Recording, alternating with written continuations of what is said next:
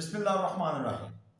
तमाम तर सियासी मुश्किलात के बावजूद पाकिस्तान तहरीक-ए-इंसाफ इलेक्शन 2024 के लिए भरपूर तरीके से इनेक्शन दिखाई दे रही है। पाकिस्तान तहरीक-ए-इंसाफ बल्ले के निशान से महरूम होने के बावजूद ये समझती है कि उनके आज़ाद उम्मीदवार पंजाब, खैबर पख्तूनख्वा समेत मुल्क के दीगर हिस्सों से खातर ख्वाह नशिस्तें लेने में कामयाब हो जाएंगे। पीटीआई ने मुल्क के तुलो अर्ज में ऐसे तमाम बहुत सारे उम्मीदवारों के छोड़ जाने के बावजूद कोशिश की है कि ऐसे ऐसे उम्मीदवारों को मैदान में उतारा जाए ताकि जो मुखालफ सियासी जमातें हैं उनको टक्कर का मुकाबला दिया जा सके। कुछ हलकों में पीटीआई के जो उम्मीदवार थे उनको खासे रेजिस्टेंस का सामना करना पड़ा कि इनको टिकट मिलना चाहिए था, इनको नहीं मिलना चाहिए था। इसी सारे सिनेरियो में दो बड़े हलकों के टिकट तब्दील हुए हैं, पाकिस्तान तहरीक इंसाफ ने किए हैं, जिनका आज हमें इस वीडियो में तज़किरा करना है। एक हलका है NA-70 सियालकोट की नशिस्त और दूसरा हलका अहम तरीन हलका ननकाना साहब की नशिस्त NA-111, जहां से हमेशा से मुस्तनिक नून के उम्मीदवार बर्जीज ताहर कामयाब होते आए हैं। तो तफसीलात में जाने से पहले जिन लोगों ने हमारा ये यूट्यूब चैनल नई सोच को सब्सक्राइब नहीं किया उनसे रिक्वेस्ट है कि इसको जरूर सब्सक्राइब करें ताकि हलकों के हवाले से और इलेक्शन से मुतल्लिक जो ताज़ा तरीन अपडेट्स हैं आपको इस प्लेटफॉर्म से बआसानी मिल सके।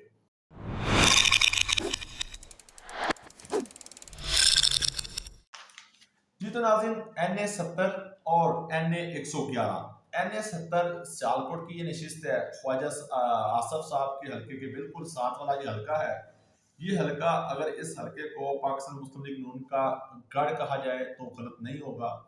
इस हल्के से अरमगान सुबहानी साहब हमेशा ये नशिस्त जीतते आए हैं। मासवाए 2008 के जो नशिस्त थी उसमें फिरदौस आशा कवान क्योंकि बेनज़ीर भुट्टो शहीद हुई थी तो हमदर्दी का वोट लेकर वो यहाँ से कामयाब हुई थी। उसके अलावा 2013, 2018 और इससे पहले भी अरमगान सुबहानी फैमिली जो है यहाँ से हमेशा कामयाब होती रही है। 2018 में भी अरमगान सुबहानी साहब ने यहाँ से 1,29,000 वोट लेकर कामयाब हुए, जबकि फिरदौस आशा कवान पाकिस्तान तहरीक इंसाफ की नशिस्त से 91,000 से कुछ जायद वोट ले पाई थी। अब यहाँ पर जो एक पहले नशिस्त जो फहरिस्त शाया की गई पाकिस्तान तहरीक इंसाफ की तरफ से, तो उसमें इस तरह में पहले मुबशर मकसूद अवान को टिकट दिया गया था। अब क्योंकि वकला के जो है वो पाकिस्तान तहरीक इंसाफ के में जो बहुत ज़्यादा इस हल्के में डिस्कस हुई, रेजिस्टेंस किया गया कि ये उम्मीदवार इतना मजबूत नहीं है कि अरमगान उस्मानी साहब को ये टफ टाइम दे सके, तो बहुत सारी जो है वो गौर फिक्र के बाद पीटीआई की जो कोर कमेटी जिन्होंने टिकटों के हवाले से फैसला किया, उन्होंने इस टिकट को तब्दील करने का जो है वो इस पर फैसला किया गया। मुबशर मकसूद अवान जो इलेक्शन लड़ रहे थे, इनका इंतखाबी निशान जो था शावर था। अब इनसे पीटीआई ने टिकट लेकर इस हल्के में जो साहबजादा हामिद रजा को ये जो है टिकट थमा दिया है। अब जिस तरह मैंने बात की कि ये जो हल्का है नून लीग का गढ़ समझा जाता है, उसकी 2-3 वजूहात हैं।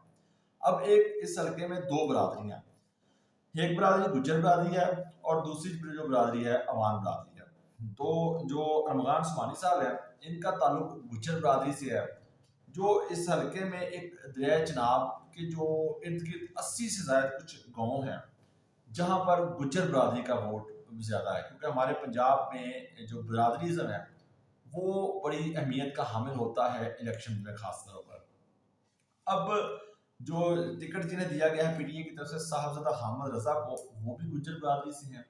अब गुज्जर बरादरी का जो है वो वोट लाजमन है कि वो तकसीम होगा। पहले वो सारा वोट जाता था अरमगान सुबहानी के खाते में, अब वो वोट जाएगा, डिवाइड होगा, तो जाहिर बात है साहबजादा हामिद रजा को भी मिलेगा। ये जो कश्मीर के हल्के हैं उनमें भी ये जो है वो इलेक्शन लड़ते रहे हैं साहबजादा हामिद रजा। अब जो पीटीआई का वोट बैंक होगा और गुज्जर बरादरी का जो वोट बैंक होगा, वो मिलकर जो है वो अरमगान सुबहानी के मुकाबले में एक खासा जो है वो सख्त मुकाबला हमें देखने को मिल सकता है। दूसरा जो हल्का है अहम तरीन हल्का ननकाना साहब की नशिस्त NA-111 का, यहाँ पर बड़ा जो है वो पहले ये हल्का खाली छोड़ दिया गया था पीटीआई की तरफ से कि मतलब कोई उम्मीदवार यहाँ पे जो है वो उसको उसकी हिमायत का ऐलान नहीं किया गया था।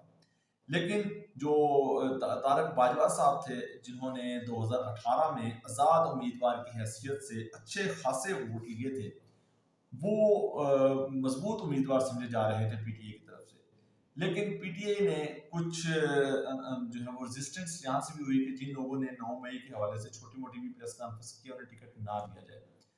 ये भी कुछ चीज़ें थी और कुछ दीगर चीज़ों को भी देखते हुए जो है वो जो तारक बाजवा साहब हैं वो यहाँ से दस्तबरदार हो गए हैं जो है वो अरशद चौधरी अरशद साई के हक में। उन्होंने कहा कि वो चौधरी अरशद साई की कंपेन भी करेंगे और उनके साथ मिलकर इलेक्शन भी लड़ेंगे। 2018 का मैं थोड़ा सा जो व्यू था वो भी आपके सामने रखूं तो आपको सूरत समझने में आसानी होगी। 2018 में ये हल्का जो NA 111 है, अभी ये 2018 में 117 था और यहाँ से बर्जीस ताहर 71,989 वोट लेकर कामयाब हुए थे। दिलचस्प बात यह है कि जो आज़ाद उम्मीदवार से तारक महमूद बाजवा, जो इस वक्त पीटीए के लड़ने के ख्वाहिशमंद थे, उन्होंने 69,106 वोट लिए थे। जबकि जो पीटीए के उम्मीदवार थे यहाँ पर अरशद चौधरी बिलाल विरक, उन्होंने 66,994 वोट लिए थे। अगर उस वक्त तारक बाजवा और बिलाल विरक मिलकर इलेक्शन लड़ते तो ये पीटीए यहाँ से नशीस निकालने में कामयाब हो सकती थी। 2018 में चौधरी अरशद साई जो अभी पीटीए के उम्मीदवार हैं, उन्होंने बिलाल विरक की कंपेन चलाई थी। अगर 2013 में जाएं तो 2013 में ये जो हल्का था ये NA 135 था और तब भी यहाँ से जो है बर्जीस ताहर कामयाब हुए थे 82,000 वोट लेकर और अरशद साई 40,628 वोट लेकर दूसरे नंबर पर रहे थे। अब इस बार जो तारक बाजवा साहब, जिन्होंने आज़ाद हैसियत से लास्ट टाइम इलेक्शन लड़ा था, अब वो पीटीए के अरशद साई के हक में दस्तबरदार हुए हैं और उन्होंने कहा कि वो भरपूर कंपेन भी चलाएंगे अरशद साई साहब की। तो उम्मीद यही की जा रही है कि अगर ये दोनों मिलकर इलेक्शन लड़ते हैं तो ये बर्जीस ताहर साहब को, मुस्लिम लीग नून को खासा जो है वो टफ टाइम देने में कामयाब हो सकते हैं। यहाँ एक अहम चीज़ ये भी है कि बैरिस्टर सुल्तान बाजवा, जो तारक बाजवा साहब के साथ जाते हैं, वो भी सूबाई असम्बली की नशिस्त पर इलेक्शन लड़ रहे हैं PPA 132 से, जिनका इंतखाबी निशान हुक्का है। तो PTI वहाँ पर इसको सपोर्ट कर रही है। ये दो हल्के थे जहाँ से तब्दीलियाँ की गई PTI की तरफ से, ताकि मुस्लिम लीग नून को टफ से टफ टाइम दिया जा सके। जो हमने शुरू में बात की कि पाकिस्तान तरीके साहब भरपूर तरीके से इनेक्शन दिखाई दे रही है, इसमें कोई शक नहीं। आज भी जेल से इमरान खान साहब का ताज़ा तरीन बयान जो आया, वो भी जो है वो सियासी हल्के उसको बड़े अहमियत के हामिल समझ रहे हैं।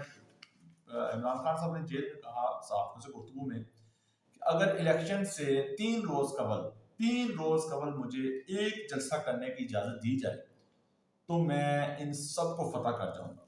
कहने का मकसद यही था कि मुस्लिम लीग नून जहाँ पर एक तरफ वो सोच रही है तमाम तरह रैलियाँ जो है वो जलसे मुलतवी करके उनको रैलियों की शक्ल दे दी जाए, वजह यही है कि वो जहाँ भी जलसा करते हैं इतने लोग नहीं निकलते जिसका जो है वो सोशल मीडिया पर अच्छा खासा मजाक उड़ाया जाता है, जिसको देखते हुए नून लीग ने ये हिकमत अमली इख्तियार की है कि जलसों की बजाय अब हल्कों में रैलियाँ की जाए।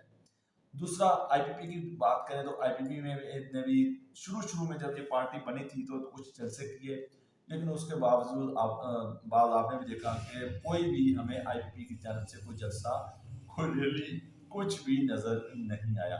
ये वो सारी सूरत हाल है जिसके बायस शायद तमाम सियासी जमातें इस वक्त सब कुछ हो जाने के बावजूद भी, बल्ला छिन जाने के बावजूद भी, इमरान खान के जेल में होने के बावजूद भी, पार्टी के तौर पर होने के बावजूद भी खौफजदा हैं कि कल कला अगर ये PTI दोबारा इक़्तिदार में आ गई तो क्या बनेगा। इस वीडियो में इतना ही, मुझे दीजिए इजाज़त। अल्लाह हाफ़िज़।